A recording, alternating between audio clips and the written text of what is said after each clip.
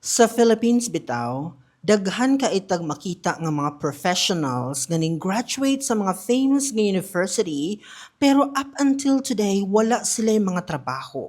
Matingala tano, kay kani sila nga mga individual for example, nakahuman na ni sila sa ilahang degree nga napili, napasar na po nila ilang mga licensure examination sa ilang field of expertise.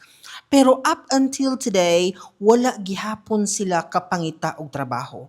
Unsay dahilan ani nga mga sitwasyon? Tungod ba ni kay ang Philippines wala tay enough nga work para sa ato ang katawhan?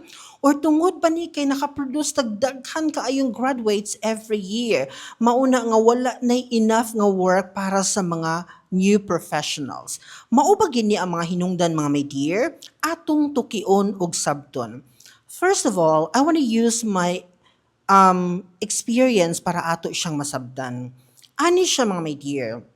Sa akong journey back in 2015, ang ako yung gibuhat, nag-submit ko mga application letter sa tanang eskwelahan diri as sa amuang city. That's the first thing that you have to do.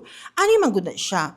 In order for you to get a job, you have to begin. Mag-start kina siya sa imuhang move. Unsay imuhang buhaton in order for you to get a work. So kinahanglan, imong i-figure out unsa may imong nahuman. So pangitaon nimo tong mga eskwelahan, mga establishments, whatever it is nga imuhang gi-target nga imong trabahuan in the future. Himo kag specific application letter adto. Dayon is ipasa nimo na tanan. There's one day nga mutuyo ka sa imuhang city, i-submit nimo ang mga application letters, and then paabot ka sa perfect time. Kay at some point, pag kinahanglanon na ka sa HR for instance, or kana nga eskwelahan or establishment, ilagig kang i-contact ana for a certain interview or whatever process na kailangan nimong pagdaanan. Believe it or not, maunay pwedeng mahitabo. The most important thing, naa na dito imuhang application letter na submit na nimo siya. 'Di ba? Ingon ana gyud dapat ang buhaton. Unsaon nimo pagkakuha og trabaho nga wala gani ka nag-submit og application letter. Wala gali ka nag-inabot to reach out those establishments or schools nga gitarget nimo. So that means to say, the very thing that you have to do upon finishing college is you have to begin. Mag-start jud ka sa imuhang mga goal. Unsa may imong gustong himuon, asa man nimo gusto padulong, then you have to plan and do something about it.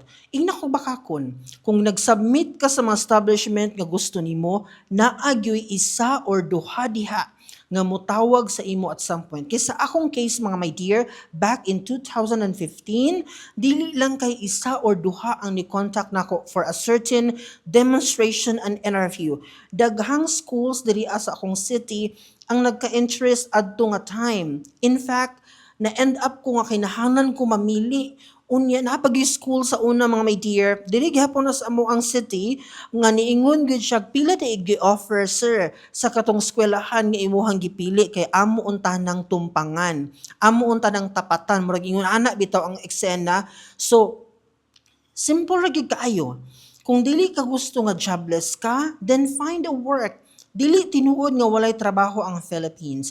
All you need to do is to search for a job that you want to work with. Unya, kung dili po ta swertihon diri sa atong nasod, the world is so big. Kung imong i-research online ang mga job opportunities in different countries, daghan jud kaayog open mga my dear. All you need to do is maging resourceful lang jud ka to get the job that you want.